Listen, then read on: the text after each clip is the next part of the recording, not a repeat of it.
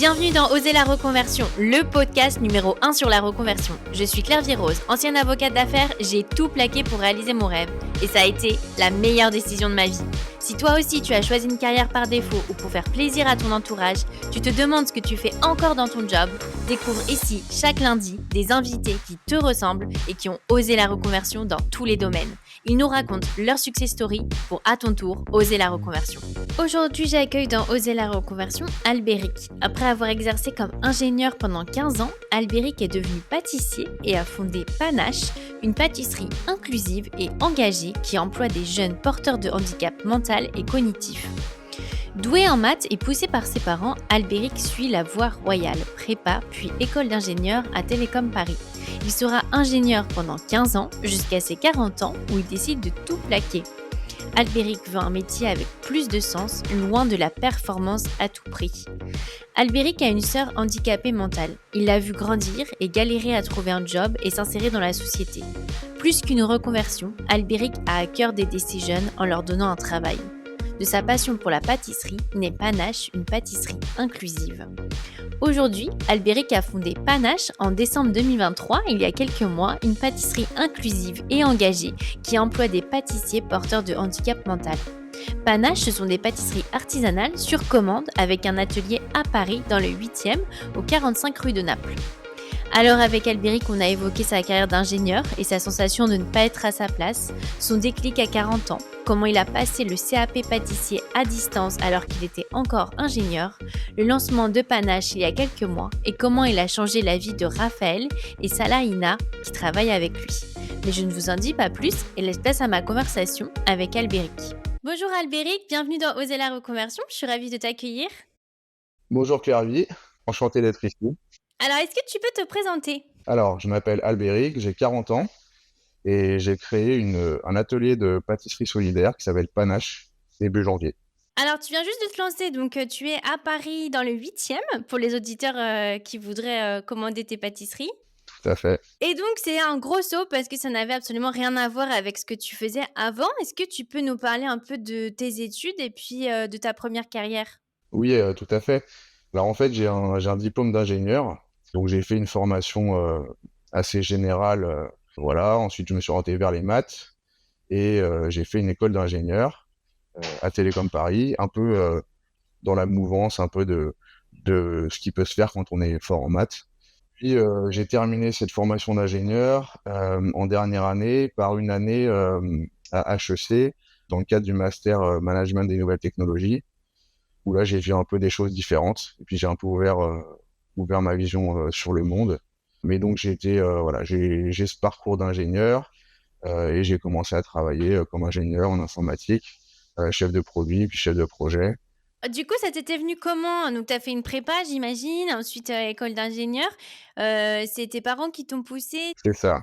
Ouais. C'est ça, c'est en fait l'idée que si on veut réussir dans la vie, il faut aller vers des formations qui offrent du boulot. Donc, en gros, ingénieur, école de commerce, médecine ou du droit.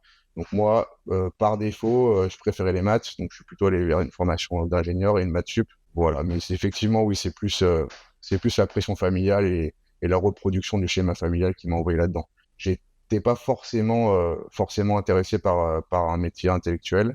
J'aimais bien les choses manuelles, mais c'était pas trop à la mode en fait, de partir sur des métiers manuels. Ouais, tu as fait comme ça école d'ingénieur. En fait, tu t'es pas trop posé de questions. Tu t'es dit que c'était ce qu'il fallait que tu fasses. Alors après, j'imagine déjà de faire une école de commerce, c'était un petit peu différent déjà des écoles d'ingénieurs. Comment tu avais eu cette envie de faire ça ? Parce que j'aimais bien les maths, mais j'étais pas non plus hyper intéressé par le scientifique. Voilà, moi j'ai toujours été plutôt littéraire en plus, donc j'avais envie de découvrir d'autres choses. Et comme dans mon école d'ingénieur, ils offraient cette possibilité de terminer ses études par une dernière année dans une école de commerce, ça m'a plutôt plu d'aller faire ça. Et j'ai bien fait de le faire parce que ça m'a fait voir beaucoup de choses que j'ignorais. Et donc après, tu as été ingénieur. Qu'est-ce que tu faisais exactement et où tu travaillais ? Alors j'ai commencé par travailler dans les décodeurs numériques. Alors au début, j'ai vraiment travaillé sur la technologie. Donc j'étais assez intéressé par les télécoms. Donc je travaillais dans les décodeurs numériques, sur les cartes à puce. Voilà, mais très vite, je me suis quand même aperçu que j'avais besoin pour me motiver d'avoir un métier avec du sens. Donc, je suis posé beaucoup de questions. J'ai arrêté mon travail au bout de donc, 2 ou 3 ans et je suis parti faire un volontariat de service civique au Secours catholique où là, j'ai passé un an à être dans la rue, à essayer de faire de la réinsertion de personnes qui sont à la rue, quoi. Essayer de les remettre un peu au travail, de leur trouver des missions à faire. Donc, principalement, c'était des déménagements, de faire ça avec eux et essayer de leur redonner une activité. Donc, sur le principe, ça m'a énormément plu. C'était quelque chose qui était à la fois dur, mais à la fois très, très plaisante. Et donc, ça a été une vraie coupure dans mon parcours d'ingénieur. Mais le problème, c'est que faut aussi qu'on gagne sa vie. Donc, à la fin de cette année de coupure, bah là, je me suis dit, il faut que je recommence à travailler. Donc, j'ai mon diplôme d'ingénieur. Et donc, je suis parti vers un travail donc d'ingénieur, mais dans une entreprise qui a plus de sens. Ah ouais. Et donc là, tu as eu un peu une balance entre les deux. Comment tu t'es sentie à ce moment-là? Tu as eu l'impression d'avoir un meilleur équilibre? Ouais, tout à fait. Ouais, ouais. Donc, en fait, je suis atterri à la Fondation de France. Ils cherchaient quelqu'un pour travailler sur la conduite du changement parce qu'il y avait un nouveau système d'information qui a été mis en place. Donc, c'était en 2011. Et ils cherchaient quelqu'un pour faire la conduite du changement et puis pour s'occuper de petits projets à l'intérieur de l'entreprise. Donc, moi, c'est tout de suite, je me suis dit, c'est un poste qui est fait pour moi. Je vais rejoindre une structure qui fait du bien à la société, ça va me motiver, et puis je vais mettre à profit mes compétences d'ingénieur informaticien dans cette structure. Donc c'est comme ça que je les ai rejoints. Et comment tu as vu le déclic de faire ton break déjà? Parce que c'était presque déjà un peu comme une reconversion en fait, d'un an, mais tu avais déjà un petit peu ce saut dans le vide. Bah, en fait, c'est vrai que je me sentais pas à ma place dans mes missions, dans les jobs que j'ai pu faire, enfin dans mon travail d'ingénieur à la sortie d'école. Je me suis jamais senti à ma place. J'ai eu des expériences qui étaient très enrichissantes d'un point de vue humain. J'ai rencontré des gens vraiment qui m'ont apporté énormément et dont je me souviens encore aujourd'hui avec beaucoup d'émotion. Mais dans mon travail au quotidien, même si certaines technologies m'intéressaient, je me sentais pas trop à ma place non plus d'essayer toujours de pousser le curseur un peu plus loin, de travailler sur de la technologie pour l'amener encore un peu plus loin. C'est pas quelque chose qui me motive. Voilà, donc en fait, j'étais pas motivé. Je me suis dit, donc tous les matins, je vais au travail, j'ai pas envie d'aller au travail. Il faut que ça change, il faut que je fasse quelque chose, c'est pas possible. Je vais pas passer ma vie à devoir me mettre des coups de pied aux fesses le matin pour aller travailler. Donc c'est vraiment ça qui était le déclic. Au bout de 3 ans à peu près, je me suis dit, c'est pas possible de continuer comme ça, il faut que je fasse autre chose.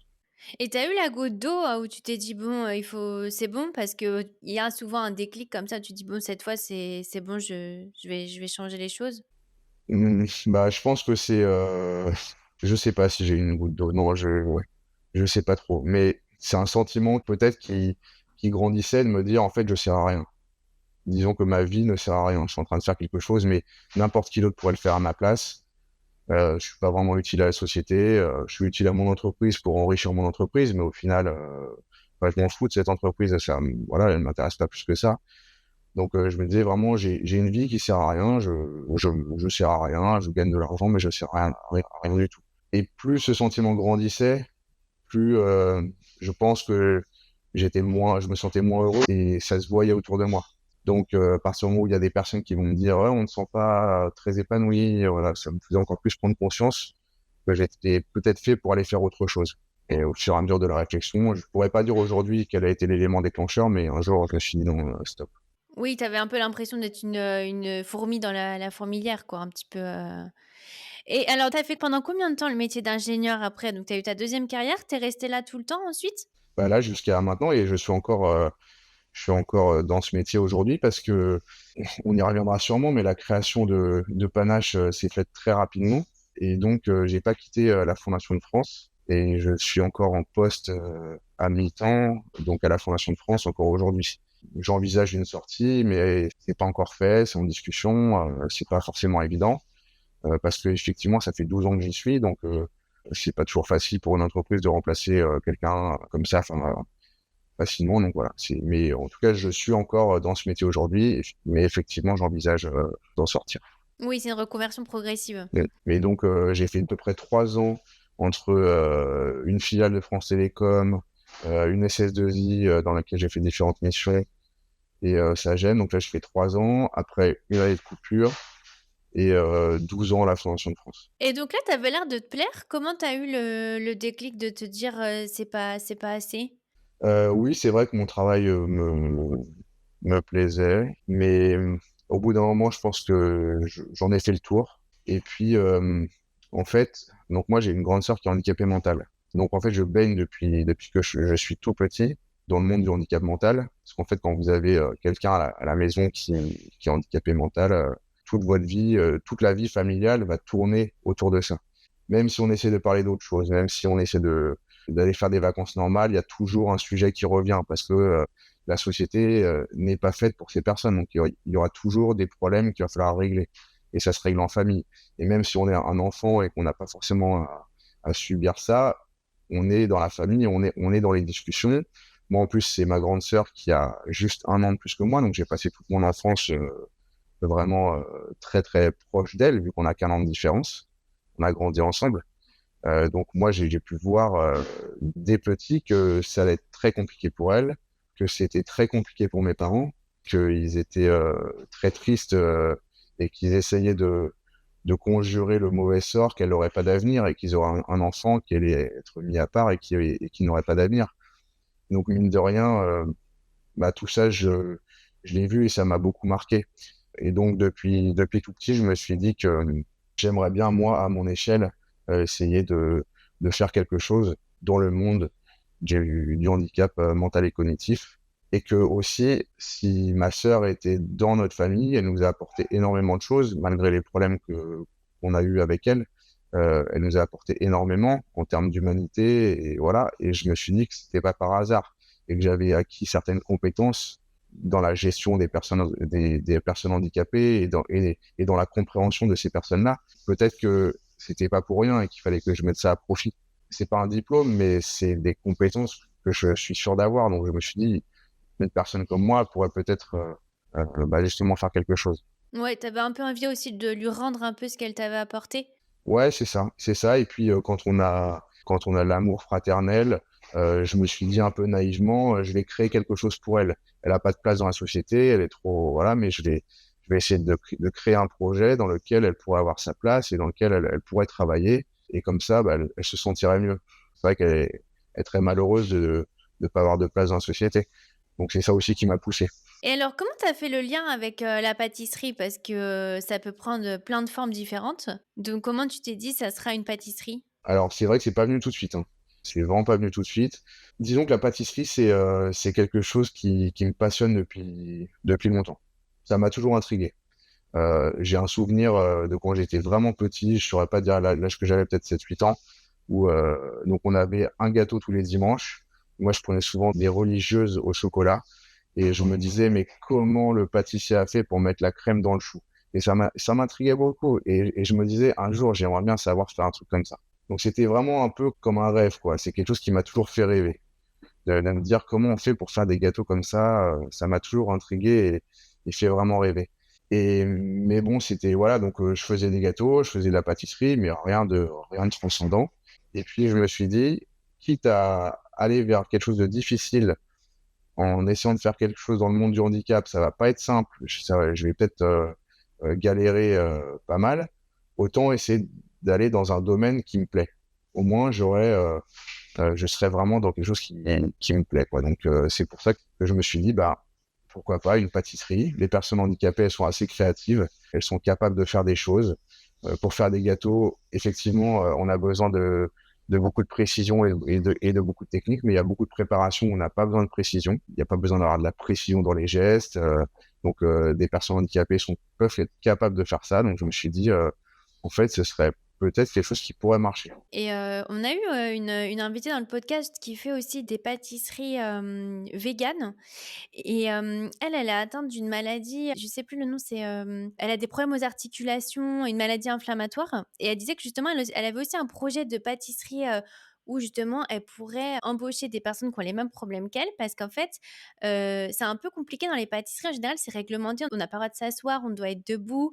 Est-ce que toi aussi tu as fait face un petit peu à toutes ces normes qu'il y a dans les pâtisseries? Oui, oui, effectivement, alors après les normes, elles sont dictées par une sorte de code de la pâtisserie qui s'est enrichi depuis je sais pas combien d'années et qui fait que dans certaines pâtisseries, les employés sont maltraités et en fait, ils n'ont pas le droit de s'asseoir, ils n'ont pas le droit de faire de pause.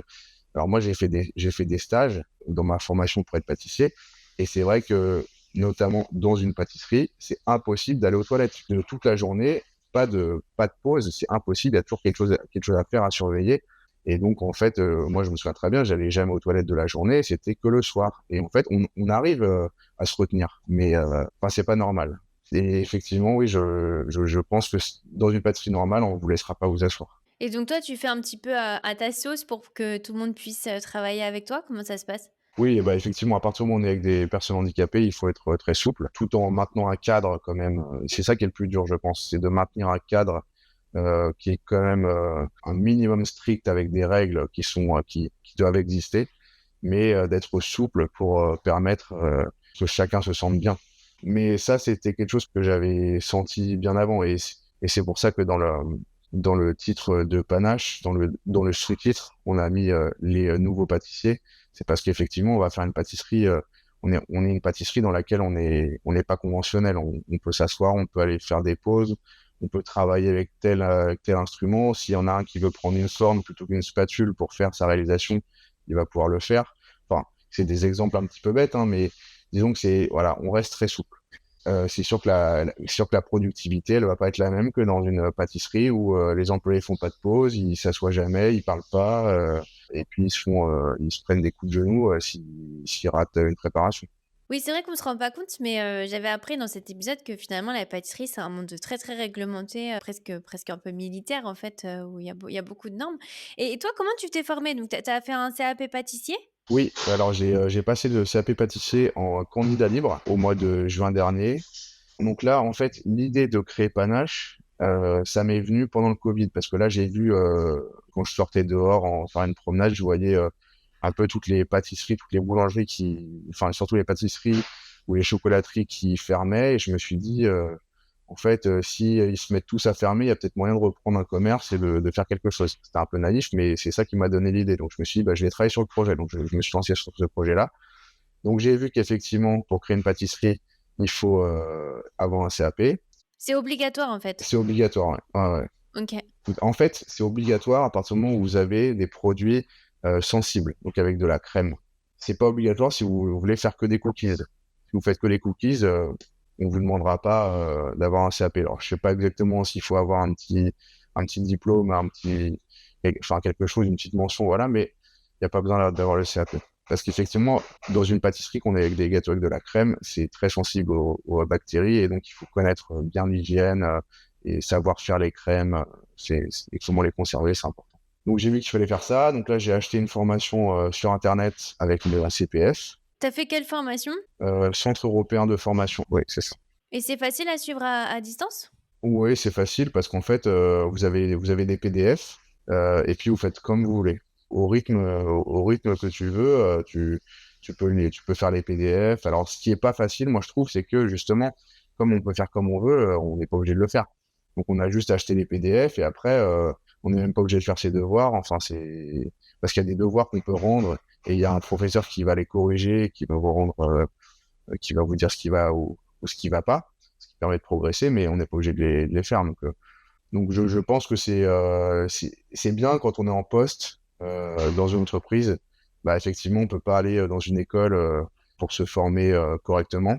Mais dans les stages où je suis passé, j'ai bien vu que toutes les personnes qui sont passées dans des écoles comme Ferrandi, ils ont une bien meilleure formation que les personnes qui sont en candidat libre avec une formation achetée sur Internet. Bah, après tu as réussi à l'avoir quand même, Oui, oui, mais parce que moi, j'étais vraiment déterminé dans mon projet. J'ai travaillé d'arrache-pied, je travaillais et dès que j'avais un moment de libre, je travaillais. Donc, j'étais vraiment déterminé, mais j'en connais, bah, notamment deux qui étaient en stage avec moi qui n'ont pas été au bout, parce qu'en fait, au bout d'un mois, j'en avais marre de lire des PDF, c'est pas très marrant.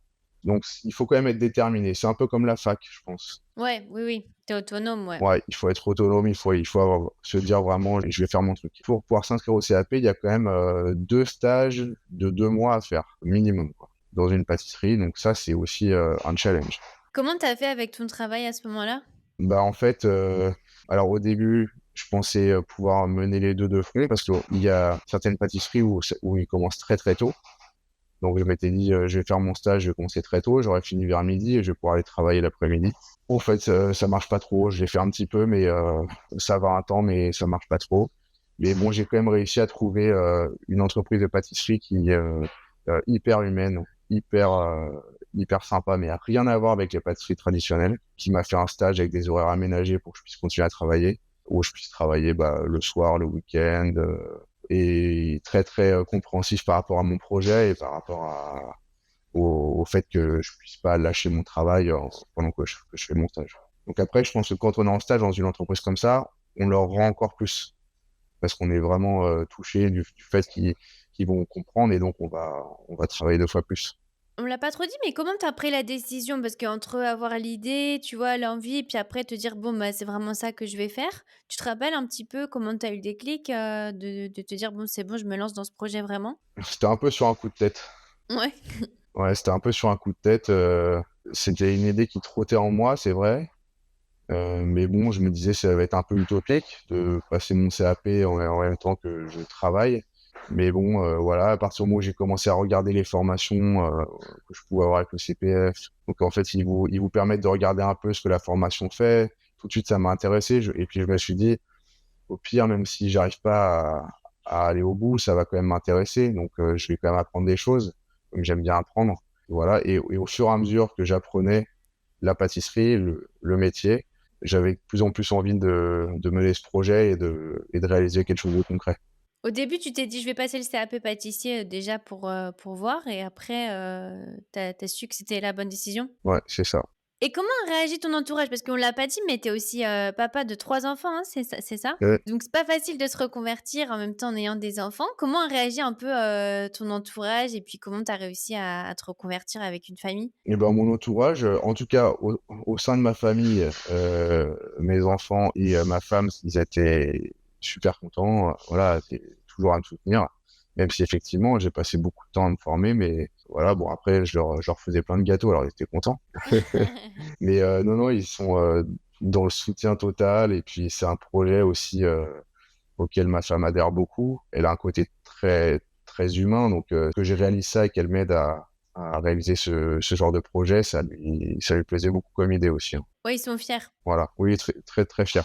C'était plus du côté de mes parents où là, ils étaient plus inquiets. Ils disaient, «Tu vas pas lâcher ton boulot quand même pour, te lancer dans un projet de pâtisserie avec des personnes handicapées, qui risque de foirer». Donc là, c'était grosse inquiétude, quoi. Et ça va mieux maintenant? Oui, oui, maintenant j'ai l'impression qu'ils sont très fiers, de ce lancement, de cette création, de cette activité. Donc là, c'est très différent. Et c'est vrai qu'en fait, c'est un double challenge pour toi parce que tu te reconvertis et puis en plus tu crées, quelque chose de nouveau en fait. Donc c'est un peu double challenge parce que déjà une reconversion, c'est pas facile et en plus après de travailler avec des personnes handicapées, c'est aussi, rajouter un élément de complexité. Oui, c'est sûr. Après, moi, j'avais pas du tout envie de me reconvertir dans la pâtisserie pour être un simple pâtissier, qui exécute des gâteaux.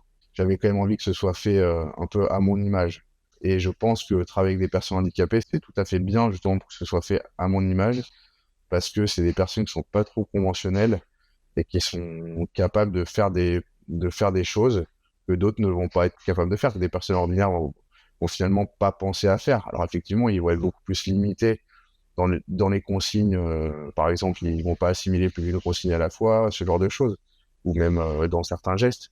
Mais, c'est une façon différente de faire, donc, ouais, moi, c'est quelque chose qui me plaisait bien. Et donc alors comment tu as réussi à monter ton projet? Donc, parce que donc tu passes ton CAP pâtissier et après comment tu crées, Panache un peu, et puis comment tu emploies? Parce que donc tu travailles avec 2 personnes actuellement?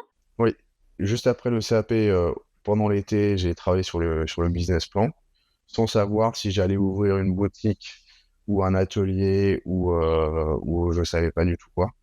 Mais j'ai travaillé sur une gamme de produits, j'ai travaillé sur, déjà un prévisionnel financier, suivant les différents cas, et puis restait la question des locaux. Donc là, j'ai un peu regardé tout ce qui pouvait se faire. J'ai vu que d'avoir une boutique, c'était quand même très cher parce que l'idée que j'ai, derrière ce projet, c'est pas d'aller en périphérie.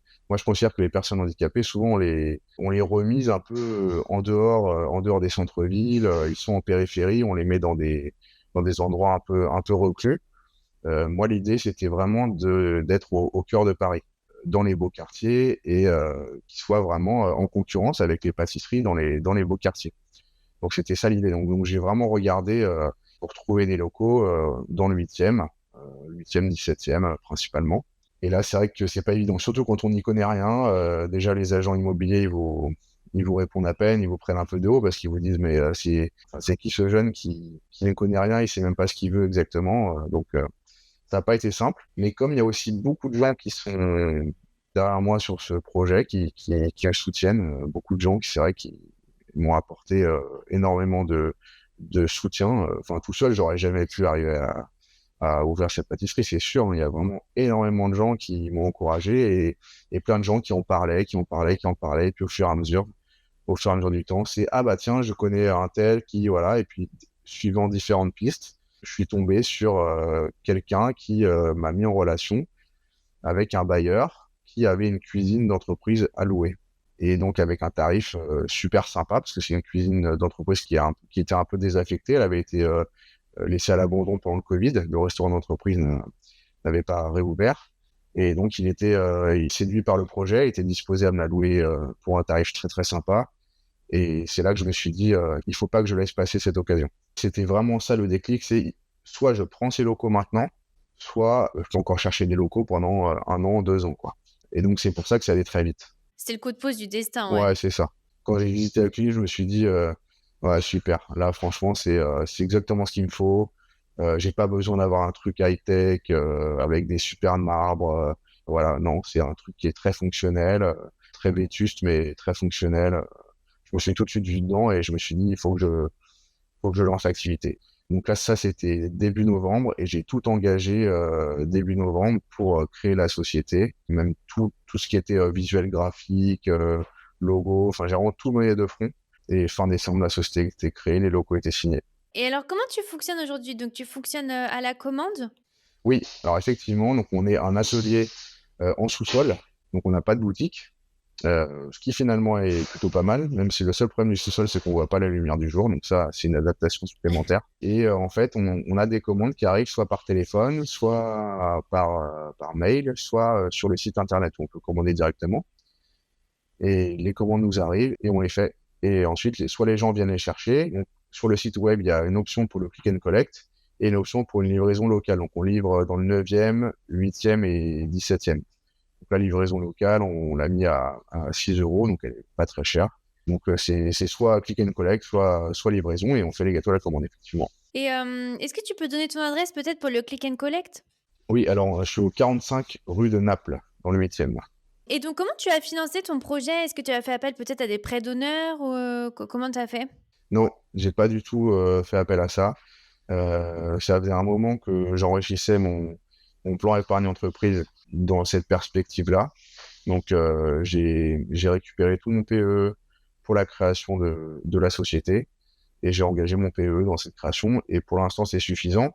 Alors j'ai encore économisé quelques fonds suite à ces années de travail d'ingénieur, mais je sais pas si j'en aurais besoin peut-être, mais en tout cas, enfin j'en aurais sûrement besoin, mais en tout cas aujourd'hui ça a été suffisant pour lancer l'entreprise, créer le site web, payer un graphiste pour m'aider sur les logos, voilà. Je mettrai tous les liens pour que les auditeurs puissent te suivre et puis aller voir ce que vous faites. Et comment ça s'est passé la rencontre avec tes premiers employés? Alors, comment tu les as choisis aussi? Parce que ça a dû être aussi pas évident. Et ben là encore, ça s'est fait encore avec du bouche à oreille. Ben, en fait, j'ai contacté une chef pâtissière, Johanna Lepape, qui est une grande chef pâtissière, elle est championne du monde des arts sucrés, chez qui j'étais en stage et qui est vraiment une personne hyper humaine. Et je savais qu'elle connaissait, enfin, elle connaît beaucoup, beaucoup de monde. Et elle savait pour mon projet. Et quand je lui ai dit vraiment que je cherchais à être en contact avec le maximum d'associations qui forment dans la pâtisserie des personnes handicapées, voilà, elle m'a mis en contact avec les gens qu'elle connaissait. Et ben, en fait, je me suis rendu compte qu'il y avait énormément de jeunes qui sont dans ces associations et qui cherchent soit du boulot, soit un stage, soit juste à essayer la pâtisserie. Et au final, on m'en a proposé tout de suite plusieurs.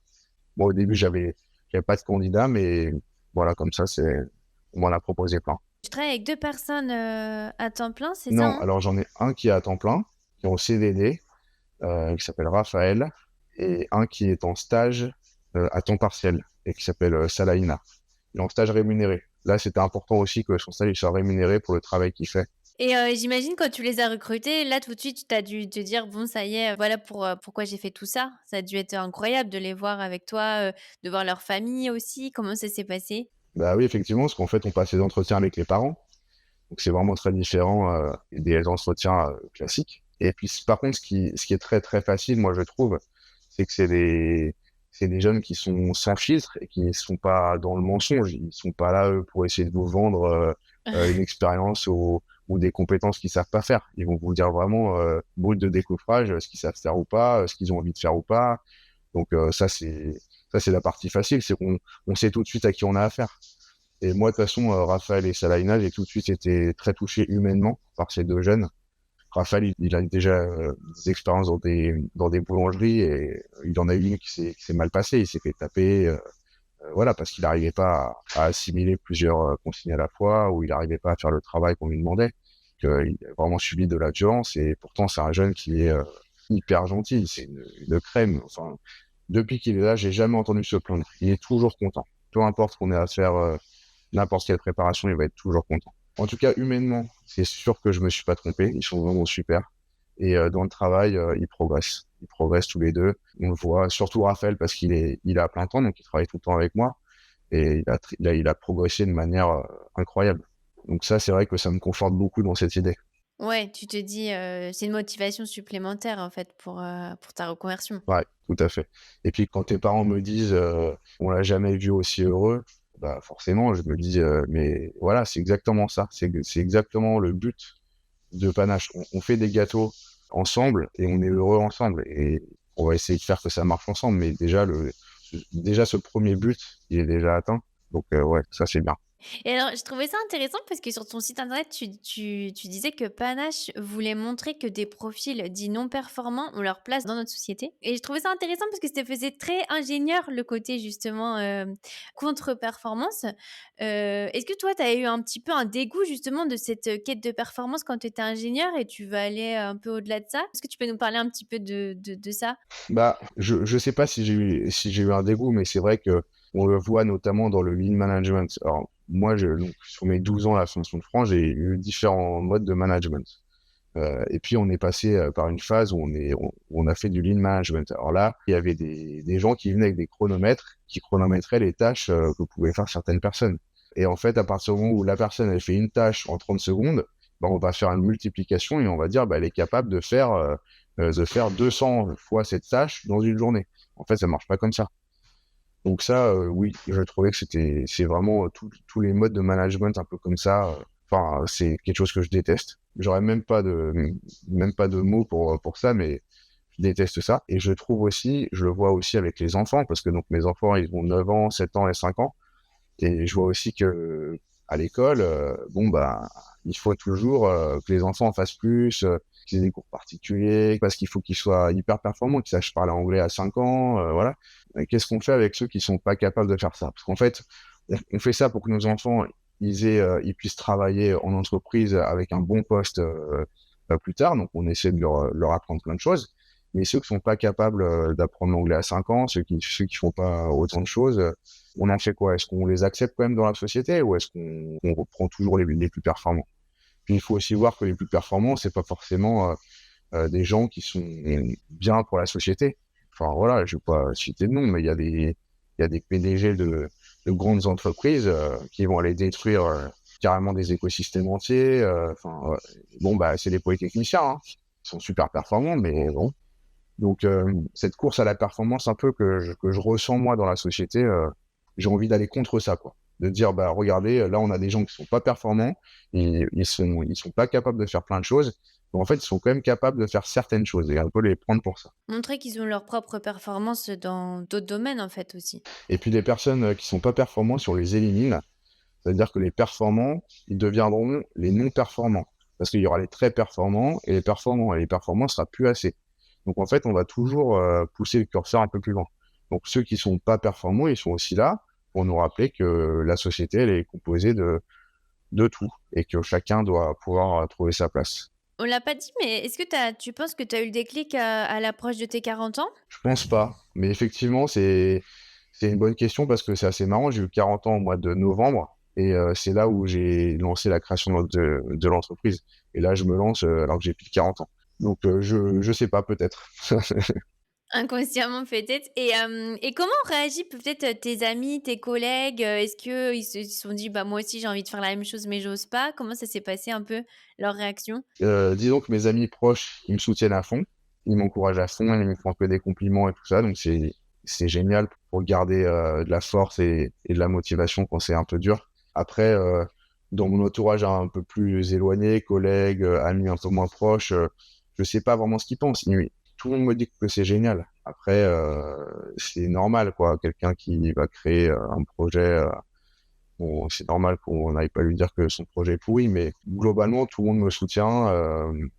Et c'est vrai que tout le monde m'encourage. Il y a plein de gens qui se sont investis pour m'aider sans que je leur demande. Juste en me disant, bah tiens, moi je travaille dans tel domaine, je pourrais être utile à ça. Bah tiens, moi je travaille dans les RH, je pense que toi tu devais connaître rien dans les ressources humaines, alors est-ce que tu veux que je t'aide? Viens, on prend un café et tu vas m'expliquer quelles sont tes problématiques RH et je pourrais te dire si jamais je peux t'aider. Bah moi je travaille, je fais des sites web, je pourrais t'aider avec ton site web. Ça c'est incroyable. Ouais, parce que je pense aussi quand on a une entreprise à impact comme la tienne, les gens ont envie de mettre leur pierre à l'édifice, en fait. Et Et alors ça serait quoi ton plus grand rêve pour Panache? Alors peut-être ouvrir une boutique un peu? Comment tu vois l'avenir pour Panache? ouais, j'aimerais bien ouvrir une boutique. Je suis assez conforté par le lancement qui s'est bien passé. Alors après, on a beaucoup d'activités. Donc le lancement s'est très bien passé au niveau des commandes et de l'activité. Après, on a encore beaucoup de progrès à faire au niveau de nos moyens de production, de notre rythme de production. On a encore une grosse montée en compétences à faire. Pas juste parce que donc je travaille avec des personnes handicapées, mais aussi parce que moi, je suis pas un pâtissier qui ait beaucoup d'expérience. Donc j'essaie de prendre le plus d'expérience possible à droite, à gauche, de discuter avec des chefs pâtissiers, voilà. Donc là, on a encore beaucoup de travail à ce niveau-là. Mais l'objectif, effectivement, c'est de continuer cette progression et ce développement et peut-être garder cet atelier pour produire, avoir une petite boutique à côté pour exposer un peu nos réalisations parce qu'on en est fiers, qu'il y ait des gens qui puissent venir acheter dans cette boutique. Voilà. Et puis ensuite, à terme, avoir carrément une boutique qu'on puisse produire sur place, une vraie pâtisserie, quoi. Ça, c'était l'objectif du démarrage. Le seul problème, c'est qu'il va falloir pouvoir être capable d'absorber le coût financier d'avoir une boutique. J'en suis pas encore là, mais oui, c'est l'objectif ultime. Et comment tu as fait pour trouver tes premiers clients? Tout simplement, le bouche à oreille. Disons que ça fait quand même 3 ans que je parle de ce projet dans le quartier, à mes amis, donc tout le monde a vu un peu ce qui est en train de se créer. J'ai essayé aussi enfin, moi, je suis assez dans la générosité, donc j'ai essayé de faire des gâteaux au fur et à mesure de ma progression, des gâteaux pour pas mal d'événements, pour pas mal de monde. C'est comme ça que les gens ont pu voir que les gâteaux étaient bons et que le projet qui allait se monter, bah, il allait peut-être être capable de faire des bons gâteaux, parce qu'on peut se dire c'est sur le handicap, alors ils vont faire des gâteaux, on va leur en prendre un ou deux, mais ça va pas être très bon. Là, le concept, c'est de faire des choses de qualité. Donc c'est ça que j'ai voulu montrer sur un peu toutes ces années et pour que bah, les gens, quand j'ai lancé cet atelier, aient envie de commander. Donc il y a beaucoup de gens qui ont commandé, soit qui ont mis des stories sur les réseaux sociaux, soit qui en ont parlé autour d'eux, et puis ça a fait un peu boule de neige. Et aujourd'hui, je me retrouve avec des commandes de gens que je ne connais pas. Alors que sur les premiers mois, je connaissais tous ceux qui commandaient sur les premiers mois. Qu'est-ce que ça t'a fait quand tu as eu comme ça la première commande de quelqu'un que tu connais pas? Et je me dis, mais comment il me connaît celui-là? C'est ça la question que je me pose. Je me dis, ah, c'est marrant, ça, j'aimerais bien savoir comment il a réussi à nous trouver. C'est une fierté, je suis très content, et surtout quand on a des bons retours. Parce que c'est vrai que pour l'instant, on a eu beaucoup de bons retours et ça fait du bien, pas juste des bons retours polis, mais vraiment de gens qui ont bien apprécié les gâteaux, qui les trouvent très très bons. Donc, je suis content du travail qui est fait. Ça met l'eau à la bouche en tout cas, donc je mettrai les liens pour les auditeurs qui voudraient commander ou te suivre sur les réseaux. Alors, dernière question, c'est toujours la question que je pose à la fin. Quel est le meilleur conseil qu'on t'ait donné? Alors là, je sais pas, le meilleur conseil qu'on m'ait donné, bah, c'est conseil un peu bateau, mais c'est de je vais peut-être expliquer. Alors ouais, c'est pour le CAP, je disais, il faut faire 4 mois de stage. Donc j'ai commencé par un stage, c'est très mal passé, c'était hyper compliqué. Donc c'était un stage dans une grande pâtisserie parisienne. Et là, tout le monde au garde à vous, et c'est là où voilà, pas de pause, des coups, le chef qui crie sur tout le monde toute la journée. Très très dur, vraiment très très dur quand on est quand on arrive d'un univers où on est tranquille dans son bureau, on est chef de projet, tout le monde est cordial, se retrouver là comme ça, à se faire humilier, ça a été assez dur. Et donc là, je me suis dit, je vais tout abandonner. Ça va être au-dessus de mes forces de faire 4 mois comme ça et de travailler en même temps et de faire tout ça. Voilà. Moi, tant pis, de toute façon, j'ai mon boulot, je vais abandonner. Ouais, puis tu te dis au final, j'étais pas si mal, quoi. Oui, voilà, exactement. Tous les jours, je me disais, mais j'ai qu'une envie, c'est de retourner au bureau, d'aller faire une réunion, les poser sur mon siège avec mon café. Je ne rêvais que de ça. Et j'ai un copain donc là, j'étais hyper déprimé. Je me suis dit, j'avais fait tout ça pour rien. Et j'ai un copain qui m'a invité à prendre un café et qui m'a remonté le moral, qui m'a dit, lâche rien. Une personne qui te fait ça, elle n'en vaut pas la peine et tu vas pas arrêter ton projet pour lui. Voilà. Et donc là, je me suis dit, mais en fait, voilà. En fait, ce qu'il m'a dit, c'est, si tu arrêtes là aujourd'hui, ça veut dire que c'est lui qui gagne et tu vas pas le laisser gagner. Et là, je me suis dit, en fait, il a raison. Je vais pas lâcher parce qu'il y a un gars comme ça qui sème la terreur dans sa pâtisserie et qui voulait juste me faire, parce que je suis une reconversion, il voulait m'en faire baver pour me montrer que être pâtissier, c'est pas si simple. Et ça, c'est vrai que c'était un tournant parce que j'étais vraiment pas loin d'abandonner. Ouais, en fait, faut passer à autre chose, quoi. Se dire qu'il y a mieux qui t'attend Bon.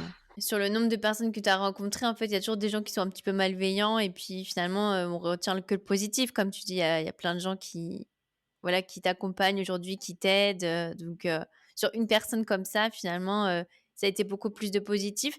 Et alors peut-être juste une dernière question, qu'est-ce que tu dirais aux auditeurs qui hésiteraient à sauter le pas, tu vois, qui ont un projet comme ça et puis qui se disent que ça va être trop difficile? Et ben, je leur dirais que franchement, pour moi, c'était pas gagné, hein.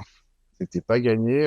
Quand je revois la tête de mes gâteaux il y a 5 ans et les gâteaux que je fais aujourd'hui, et ben, c'était pas gagné. Donc, je leur dirais, à force de travail, je pense que on peut y arriver. Je pense que n'importe qui peut y arriver à force de motivation et de travail.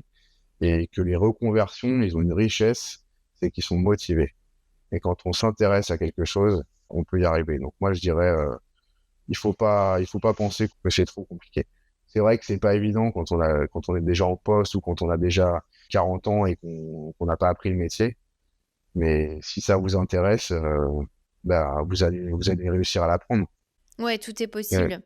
Ben, un grand merci Albéric, donc je mettrai les liens pour les auditeurs qui voudraient te suivre. Merci beaucoup pour tout ce que tu as partagé. Bah, merci à toi, Claire-Lise, c'était un très grand plaisir. Si vous avez aimé l'épisode, abonnez-vous et laissez-moi un commentaire si vous écoutez l'épisode sur YouTube. Et si vous écoutez l'épisode sur Apple Podcasts, Spotify ou Deezer, abonnez-vous et laissez une note 5 étoiles et un avis. C'est ce qui donne le plus de visibilité à ce podcast. N'hésitez pas à en parler autour de vous et à partager l'épisode sur les réseaux sociaux pour aider un plus grand nombre à oser la reconversion. Si vous souhaitez suivre les dernières actualités du podcast, rendez-vous sur notre compte Instagram @oserlareconversion et pour prolonger la discussion, rendez-vous sur notre groupe Facebook dédié aux auditeurs. Ensuite, si vous cherchez toutes les notes avec les références, allez dans le détail du podcast.